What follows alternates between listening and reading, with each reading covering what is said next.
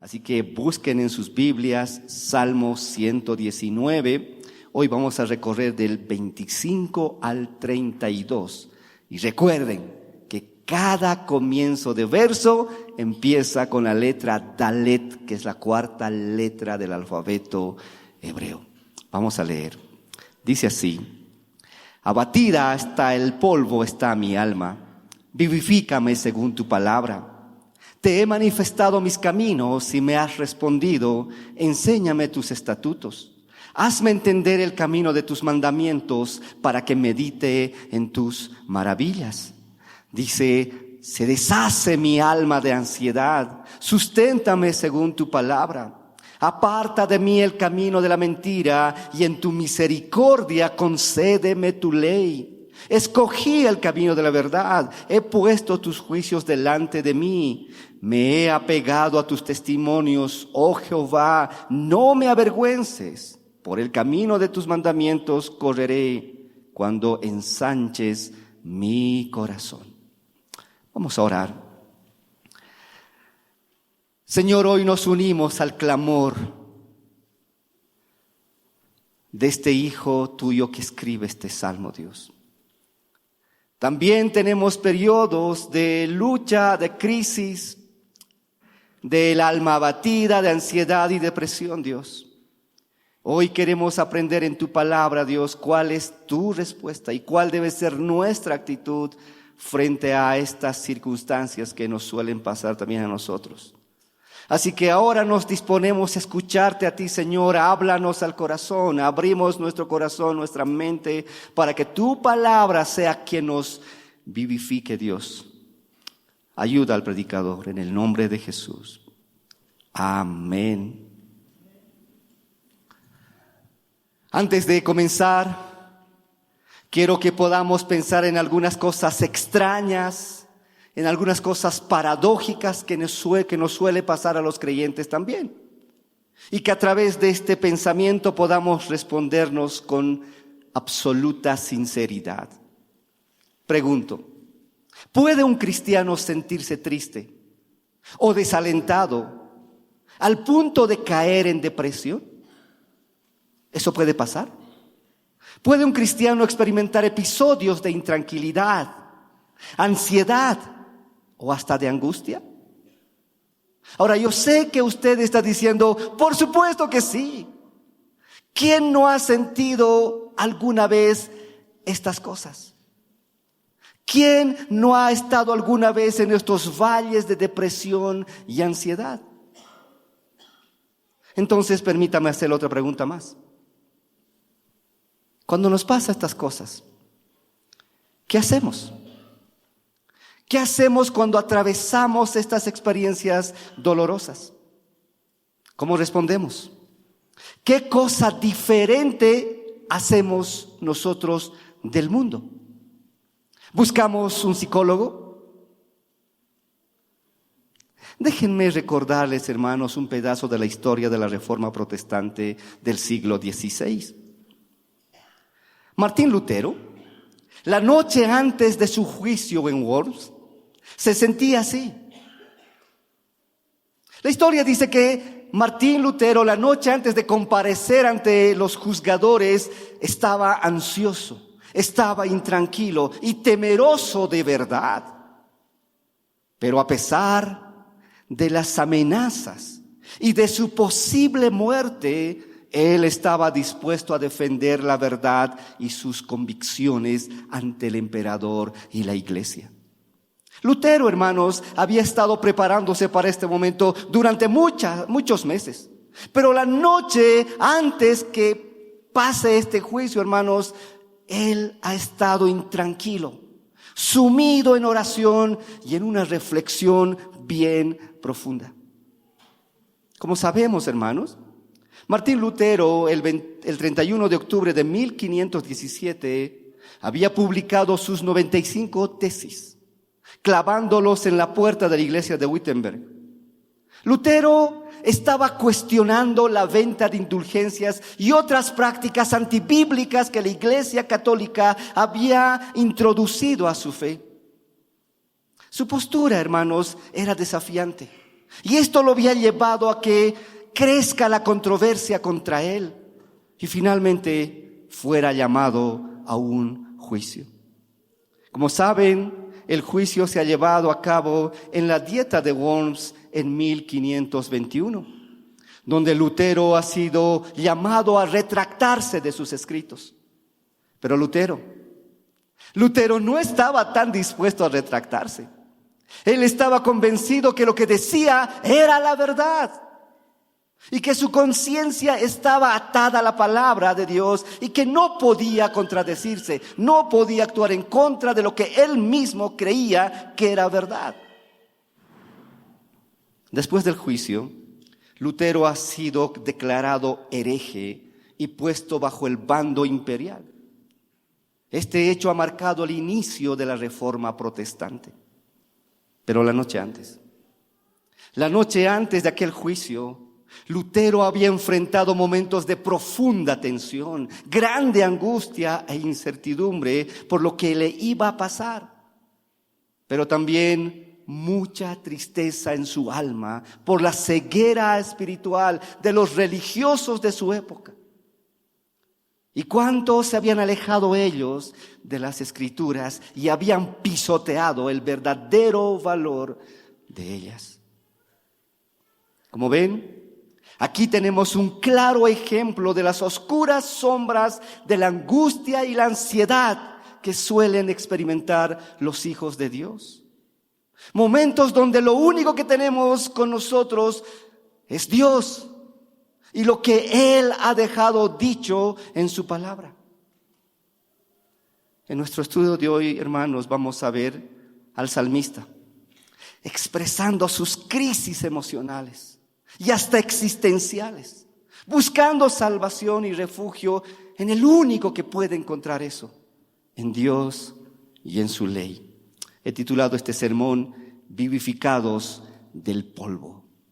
Vivificados del polvo. Una oración por el avivamiento de un alma que se siente muerta. Así que en nuestro estudio de hoy básicamente lo que vamos a ver es que si no fuera por Dios y su palabra, hermanos, nunca podríamos superar nuestros momentos de abatimiento espiritual y emocional. Y si lo hacemos de una diferente forma a Dios, estos caminos sin duda van a ser caminos pecaminosos. Pero su palabra nos vivifica, nos fortalece y nos corrige cuando esto nos pasa. Vamos a estudiar esta estrofa, hermanos, bajo 3 enunciados. En primer lugar, un alma abatida hasta el polvo. Un alma abatida hasta el polvo. Y mientras oímos este sermón, hermanos, yo quiero que usted se identifique si alguna vez ha estado así. Al inicio de esta sección, hermanos, el salmista exclama su aflicción. Abatida hasta el polvo está mi alma. Vivifícame según tu palabra. Eso es lo que dice. El salmista, hermanos, se siente literalmente hundido. Dice que su alma está postrada, pegada al polvo. Ese estado es una condición muy parecida a la muerte. En realidad, el polvo simboliza el lugar de la muerte, el lugar del duelo, el lugar de la humillación. El salmista está hablando aquí de asuntos difíciles del alma. Spurgeon comenta y dice: cualquiera que haya sido la causa de su queja, no era un mal superficial, no era un berrinche, no era una pataleta, era de verdad. Dice, no era un mal superficial, sino un asunto de su espíritu más íntimo, su alma pegada al polvo. Pero ahí, en medio de esa terrible condición, el salmista mira a Dios y pide que le vivifique, pero no con recursos terrenales, ni con métodos humanos o psicológicos de autosuperación, no. Él le pide que vivifique su alma con la palabra, con su palabra. Ahora la pregunta es, ¿por qué? Porque como dice Hebreos, porque la palabra de Dios es viva y eficaz y más cortante que cualquier espada de dos filos. Penetra hasta la división del alma y del espíritu y de las coyunturas y los tuétanos, y es poderosa para discernir los pensamientos y las intenciones del corazón. Dios usa su palabra para traer avivamiento a un alma que se siente muerta. Ese es el poder de su palabra, hermanos. Su palabra es eficaz para dar vida al que está muerto, para levantar a un hombre que está tendido en el polvo sin esperanza. Si alguna vez hemos dudado de la eficacia de la palabra, aquí lo tenemos. La palabra es eficaz. ¿Cuántos de nosotros, hermanos, no hemos estado ahí alguna vez? Sumidos en depresión, viendo que la vida quizá no tenga sentido, un dolor en el alma. Mi pregunta es, ¿qué haces cuando tu alma está en el polvo? ¿O qué debemos hacer? Orar, mirar al cielo, mirar a Dios. ¿Eso es lo que usted hace, hermano, cuando está deprimido? ¿O te sientes tan deprimido que ni siquiera tienes ganas ni fuerzas para orar? Déjeme decirle que nunca vas a estar en un estado tan deprimido en el que Dios no pueda escucharte. Te pregunto, ¿cuánto pesa tu sufrimiento? ¿Qué lugar ocupa tu sufrimiento? Sufrimos, sin duda que sufrimos. Pero ¿cuánto pesa ese sufrimiento? ¿O en qué lugar ponemos ese sufrimiento? O quizá otra pregunta mucho más precisa: ¿ese sufrimiento te aparta de Dios? ¿O te acerca más a Dios? El salmista estaba realmente deprimido, pero no ha corrido a consultar a un psiquiatra. No ha iniciado terapia, ni ha consumido medicamentos antihipertensivos. No. Él ha orado a Dios para que su vida esté conforme a su palabra. La palabra de Dios es suficiente, mi hermano, para consolar a las almas atribuladas. John Phillips suele decir: hay muy pocos problemas en esta vida que no se puedan resolver mediante una exposición profunda y honesta de la propia vida a las Escrituras. Hacer eso, dice él, es la mejor terapia del mundo. Eso es. No es tenerlo adentro. No es amargarnos con lo que nos pasa. Es hablar. Es contar. Es expresar, es clamar a Dios por su palabra, que todo lo que hagamos sea conforme a su palabra. El salmista sigue orando y dice: te he manifestado mis caminos y me has respondido. Y dice: enséñame tus estatutos. Dios siempre está dispuesto a escucharnos y es capaz de responder a nuestra oración. ¿Cuándo? Cuando le hemos contado nuestros caminos. Ahora, yo sé que usted está diciendo: pero ¿acaso Dios no sabe todo? Sí, lo sabe, pero lo quiere oír de usted. Quiere saber que somos conscientes de lo que nos sucede. El salmista no ha acudido a familiares ni a amigos para hablar de sus sufrimientos, no. Él le ha declarado sus caminos primero a Dios, porque ese es el recurso más útil.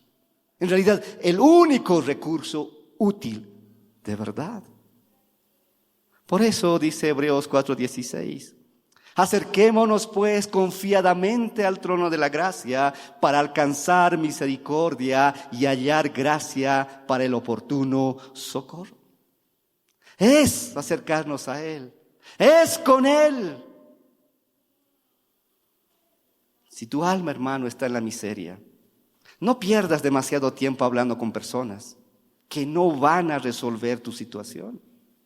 El salmista le decía a Dios todo sobre él y su vida. ¿Y saben qué? Recibía su respuesta. Dice, me has respondido. Con libertad y con plena confianza, el salmista platicaba con su Creador.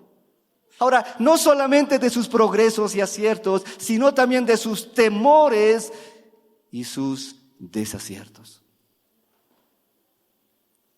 Mi pregunta es, ¿cuánto le cuenta usted a Dios? ¿O su oración parece una lista larga de supermercado, puras peticiones? ¿Cómo habla usted con Dios? ¿Lo elogia? ¿Le agradece? ¿Le dice cuán importante es para usted Dios? El Señor, hermanos, debe saber por mi boca de mis desobediencias. Debe saber de mi boca de mis caminos perversos, de mis caminos errantes, de mis caminos descarriados, de mis caminos fríos e indiferentes, de mis orgullosos caminos. Él debe saberlo de mi boca. ¿Por qué? Porque la vida que ahora vivimos, hermanos, no es una carrera por quedar bien con Dios. Muchos se presentan el domingo aquí adelante porque quieren quedar bien con Dios. Bonito lenguaje, bien vestidos. Buen día, hermano, que Dios lo bendiga, paz del Señor. Y todos estamos en ese afán de quedar bien con Dios. La vida que vivimos no se trata de quedar bien con Dios. Finalmente Él conoce hasta lo más profundo de nosotros. A Él no le podemos sorprender, menos engañar. Se trata de serle totalmente transparente y confesarle hasta nuestros caminos vergonzosos y encontrar la corrección en Él. Por eso, el anhelo del creyente como del salmista debe ser que Él nos enseñe sus estatutos. Oh Dios, debe ser nuestra oración, corrígeme. Quiero conocer cuál es el camino correcto. ¿Y dónde empieza esto? ¿Dónde empieza esto de enderezar nuestra perspectiva de la vida verdaderamente? En la mente. Aquí arriba. Por eso le dice, hazme entender el camino de tus mandamientos para que medite en tus maravillas. El salmista entendía que necesitaba más que conocimiento, entendimiento. Entendimiento. Con ambos meditaría de mejor forma acerca de las maravillas de Dios. Ahora, Boyce suele aclarar esto y dice que esto de entender más que de conocer se trata de una comprensión profunda que va más allá de la mera comprensión de las palabras, a una comprensión profunda de lo que ellas revelan sobre la naturaleza de Dios, sobre el Evangelio y los caminos de Dios.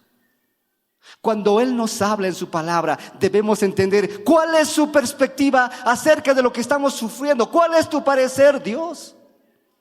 ¿Y cómo puedo aplicar el Evangelio en esta situación? ¿Y cómo puedo seguir caminando en tus caminos?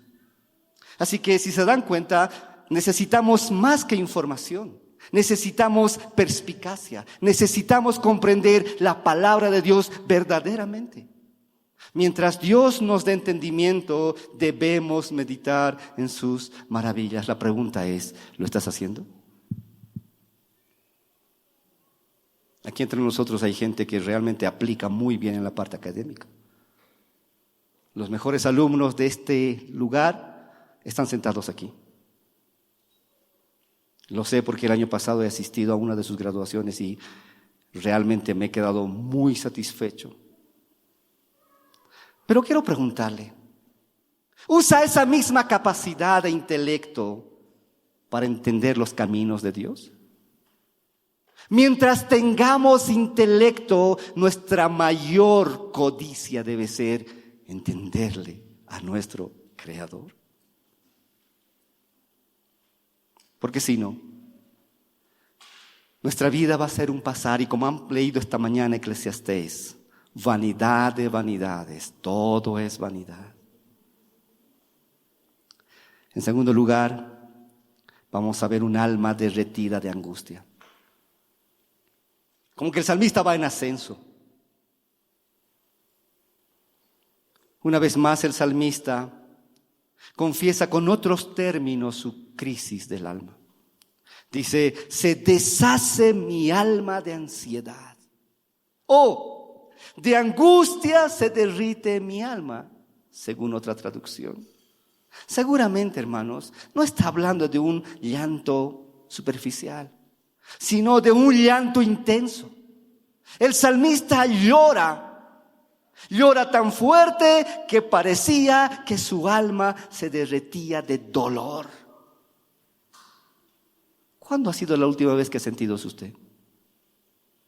Cuando algo te lastima, te duele, que parece que se deshace, se derrite tu alma. No me diga que no. Solo tenemos que ser humanos para experimentar estas cosas. Obviamente, hermanos, otra vez, no estamos hablando de cualquier pesar menor. El dolor del salmista es tan grande que literalmente él piensa que se va a deshacer su alma. Los problemas que le asedian al salmista son tan reales que piensa que su alma no puede más. Ahora, esto nos enseña, hermanos, que las personas piadosas también pueden enfrentar dificultades difíciles de superar. También nos pasan cosas malas y feas, hermanos. Es verdad, Dios lo permite.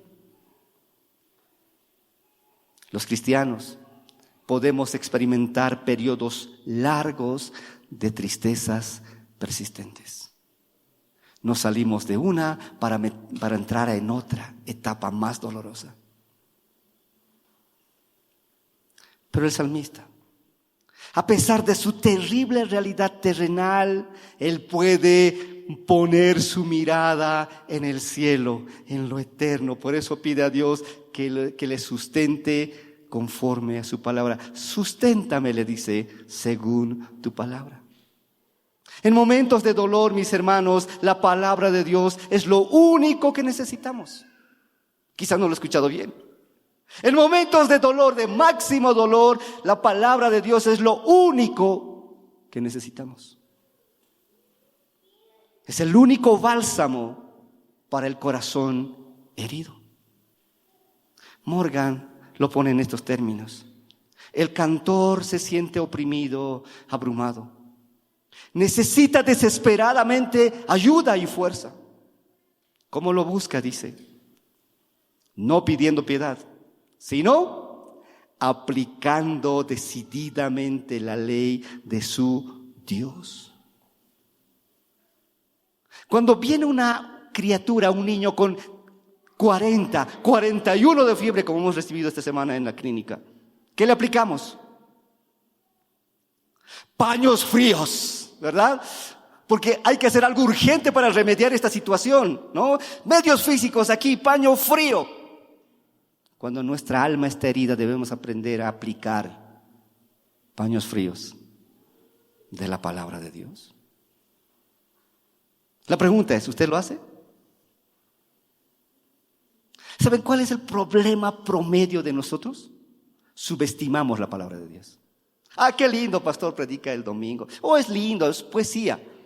Pero nunca pensamos que esta palabra puede ser aplicable a nuestros sufrimientos, a nuestras crisis existenciales, crisis del alma.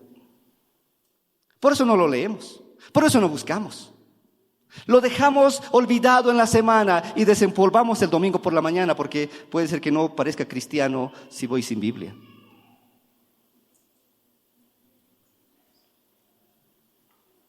Déjenme hacer algunas preguntas. ¿Qué hace usted cuando la tristeza no desaparece? ¿A quién recurre? Cuando el pesar y el dolor de tu alma parecen aplastarte. El salmista ora. Dice, mi alma se derrite de tristeza. Fortaléceme conforme a tu palabra. La pregunta es, ¿qué haces tú? La palabra de Dios nos da fuerza. Isaías lo dice. Pero los que esperan a Jehová tendrán nuevas fuerzas, levantarán alas como las águilas, correrán y no se cansarán, caminarán y no se fatigarán. O como en un caso extremo, Pedro le dijo al Señor: Señor, ¿a quién iremos? ¿Dónde más podemos hallar respuesta? ¿Dónde más podemos hallar bálsamo a nuestros sufrimientos? Tú tienes palabras de vida eterna. Tú tienes el remedio. Tu cura es infalible. Eso es. Dios usa el recurso de su palabra para darnos fuerza y dirección en momentos de dolor. Como bromeaba esta mañana en clase, los jóvenes, adolescentes buscan soluciones. Cuando hay crisis, tienden a buscar soluciones. Lo malo es que buscan el puente más alto.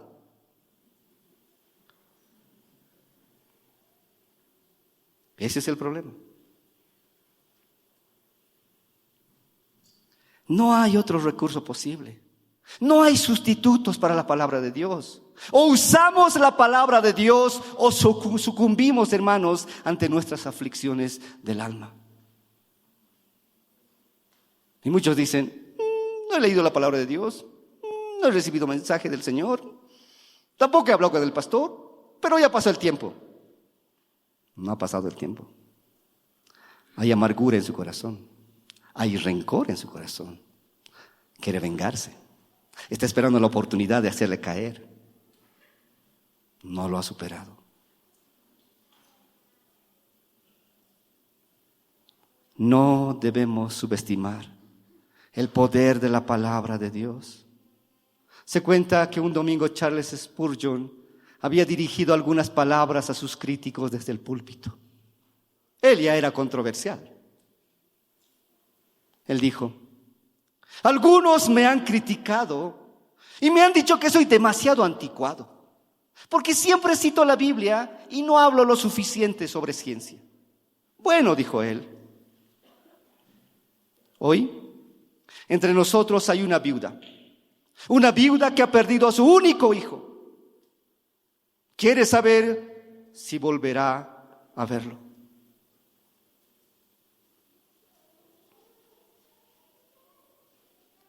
Y con su aguda forma de enfrentar las cosas, Charles Spurgeon dijo: ahora entonces recurramos a la ciencia para encontrar la respuesta. Y les pregunta: ¿lo verá? ¿Dónde está él ahora? ¿Acaso la muerte lo acaba todo? Y dice que ese día el auditorio se quedó silencioso. Hizo una larga pausa y dijo otra vez: estamos esperando su respuesta. Esta mujer está ansiosa y se siente morir.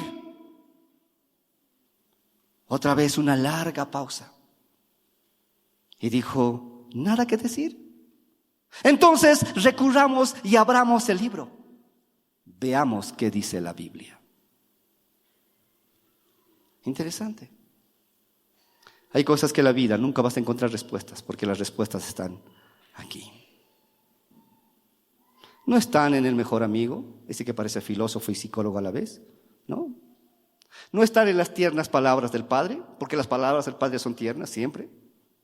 Ni en el consejo del maestro de escuela dominical. Algunas cosas solo las vamos a encontrar aquí. Ahora, en estos tiempos de crisis, hermanos, suelen aparecer muchas soluciones, muchas supuestas soluciones. ¿Sí o no? Pero déjeme decirle, hermano, que no todas son respuestas correctas ni vienen de Dios. Muchas de esas soluciones aparentes son mentiras, son falsedades que vienen del mismísimo infierno para confundir al creyente. Por eso el salmista exclama: aparta de mí el camino de la mentira y en tu misericordia, le dice, concédeme tu ley. El salmista prefiere optar por lo que es seguro. Opta por el camino de verdad y no se queda ahí. Él decide poner sus ordenanzas delante de él. El salmista quizás se sentía tentado a mentir, a engañar, a disimular. Sin embargo, decide elegir el camino de la verdad. Hermano, quiero hablar con usted. Me han comentado que le han visto en esta situación. No, pastor, le han engañado. No es verdad. Mentira. Porque queremos quedar bien con el pastor. Aunque en lo profundo sabemos que en esa situación sí hemos estado. Elegimos el camino de la mentira. Y esa no es solución. No es solución. La preocupación del salmista es la dirección de su vida. Sí. No está buscando complacer a Dios, ni complacer a nadie. Quiere encontrar la salida. ¿Cuál es la dirección? No las palabras de su boca. Él quería alejarse de todo lo que no esté alineado con la palabra y la sabiduría de Dios. Porque siempre va a haber momentos para elegir. Proverbios 14:12 dice así: hay camino que al hombre le parece derecho, pero su fin es camino de muerte. Cuando alguien niega un hecho que es totalmente evidente, yo suelo decir, muy bien, vamos a darle tiempo, porque el tiempo aclara todo. ¿Cuál es el problema? Que mientras pasa el tiempo, eso trae vergüenza y muerte a nosotros. ¿Por qué no correr, decir, sí, me he equivocado, he hecho mal, he pecado contra ustedes y contra el Señor? Es mucho mejor, pero no. Elegimos caminos mentirosos, caminos falsos. Nuestros deseos santos, nuestras buenas intenciones, o los motivos, por muy sinceros que sean, no son recursos suficientes para mantenernos en el camino correcto. No lo son. Necesitamos la ayuda de Dios para resistir la tentación, para correr la dirección que Él nos ha puesto. Necesitamos de su palabra para vivir en obediencia y soportar las dificultades. No nos engañemos. El cristianismo no lo podemos vivir solos. Tenemos el recurso a mano. Porque tenemos que andar en espíritu. Gálatas dice 5:16, pero yo digo, andad por el espíritu y no satisfagáis los deseos de la carne. Uy, el pastor, más bien no se ha enterado. Oh, el hermanito no se ha enterado. Nadie me ha visto. Pero el daño está hecho. Y el dañado vas a ser tú. Ahora el salmista toma una determinación. Y ese es nuestro último punto, hermanos. Un alma que escoge la verdad. Un alma que escoge la verdad. En realidad, vamos a ver tres decisiones o tres resoluciones que el salmista hace en esta última parte de la estrofa. Escoge andar por el camino de la verdad, escoge aferrarse a la palabra y escoge correr por el camino de la verdad. Escoge andar por el camino de la verdad. Dice, escogí el camino de la verdad, he puesto mis juicios delante de mí. En este mundo hay dos maneras de vivir: el camino falso o el camino fiel. El salmista elige el camino de la fidelidad. Ahora es una decisión sabia y es una decisión firme. La pregunta es, ¿qué camino siempre eliges tú? Los hombres, decía Spurgeon, no caen en el camino correcto por casualidad. ¡Oh, qué casualidad! Estoy en el camino del Señor. No, eso no ocurre así.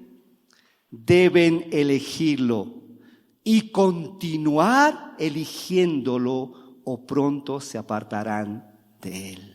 Muchos dicen, he entregado mi vida a Cristo, he optado por Él y todo va a estar bien. No, a Cristo lo elegimos todos los días. Porque el mundo siempre te va a plantear dos opciones. Y vas a tener que elegir o tu pensamiento, por muy sensato que parezca, o Dios y su palabra. No hay otra cosa. Cada decisión que hagamos es por Dios o por mí. O por mí. Siempre. Siempre. Cualquier cosa que hagas. Cómo te vistes, cómo hablas, qué vocabulario tienes, si eres buen alumno o no eres, qué carrera vas a elegir, qué pareja vas a elegir, cómo va a ser tu familia. Siempre es o por Dios o por ti. Los hombres no caen en el camino correcto por casualidad. Deben elegirlo y continuar eligiéndolo o pronto se apartarán de él. ¿Con cuánta razón Josué 24:15 dice: escojan hoy a quién servirán? ¿Se acuerdan de este episodio? Ese es un planteamiento real. Escojan hoy a quién servirán.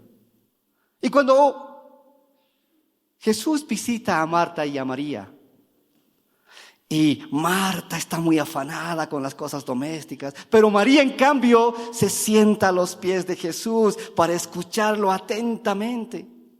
Y Marta, bien enojada, molesta, dice: Señor, pero dile que me ayude. Estoy sirviendo las cosas para que estén bien aquí. Y el Señor responde: Marta, Marta, afanada y turbada estás con muchas cosas, pero solo una cosa es necesaria. Y María ha escogido la buena parte, la cual no le será quitada. Escogemos. El que esté usted hoy aquí no es obra de los vientos o de las casualidades. Lo eligió. ¿Ha elegido estar aquí? Para vivir fielmente, hermanos, debemos poner la palabra de Dios delante de nosotros.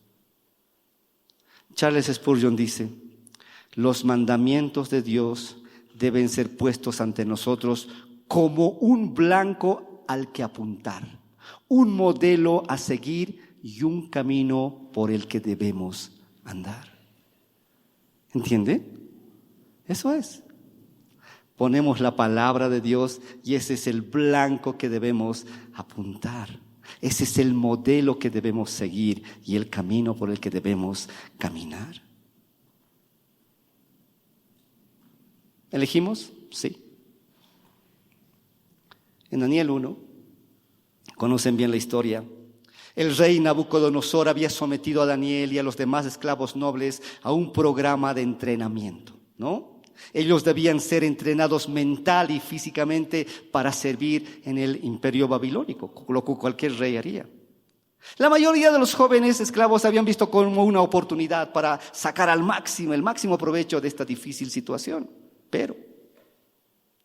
Pero Daniel había decidido no contaminarse con la comida ni el vino del rey. Después de un tiempo, Daniel y sus amigos estaban más sanos y fuertes que quienes comieron de la mesa del rey. Eso lo leemos en Daniel 1. ¿Saben qué? Dios puede darnos la misma integridad, la misma valentía moral, la misma fortaleza espiritual, si elegimos el camino de la fidelidad. Tienes la palabra de Dios ahí. Elígelo, opta por esa palabra.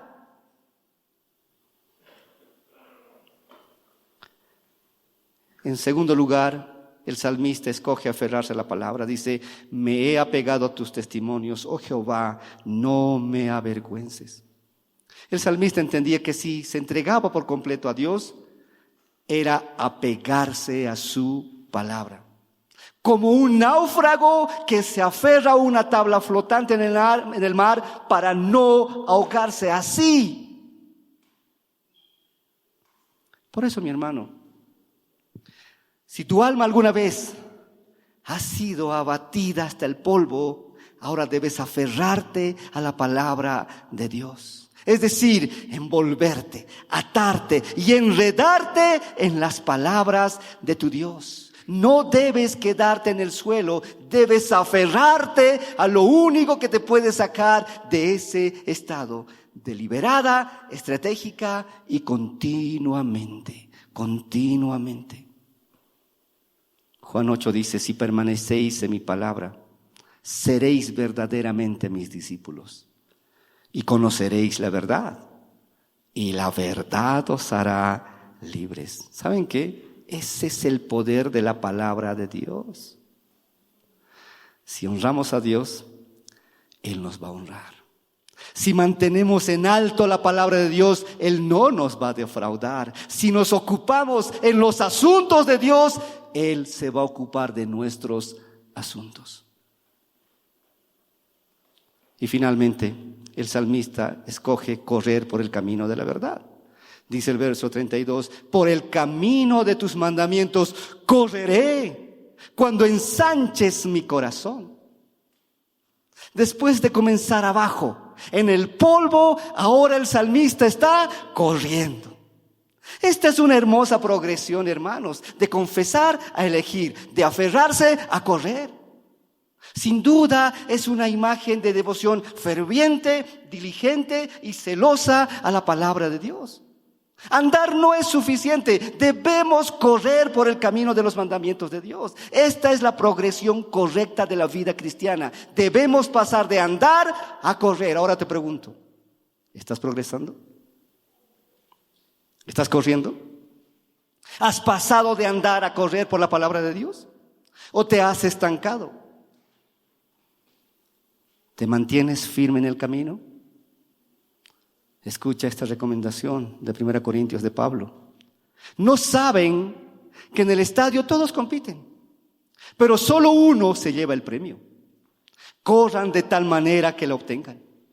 Todo atleta se domina a sí mismo en todo. Ellos lo hacen para recibir una corona corruptible, pero nosotros, dice Pablo, una incorruptible. Corran de tal manera que ganen esta carrera. Correré por el camino de tus mandamientos cuando ensanches mi corazón. Ahora, ¿qué es ensanchar el corazón? Ensanchar el corazón es tener mayor capacidad para comprender y apreciar la palabra de Dios.